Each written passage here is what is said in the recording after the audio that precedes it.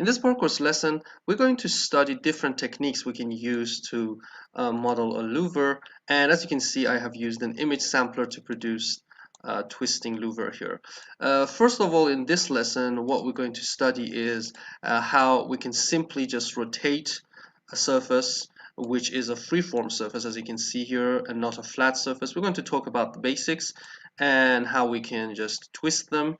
And then we're going to go to the next step, which is explaining about combining different graphs to produce this result. As you can see here, we can just distribute the twisting of the louver in the surface, the freeform surface, as you can see here. And then at the next example, we're going to study about point attractor. Okay, so you're going to understand how to use point attractor to twist those louvers on a freeform surface or a NURBS surface.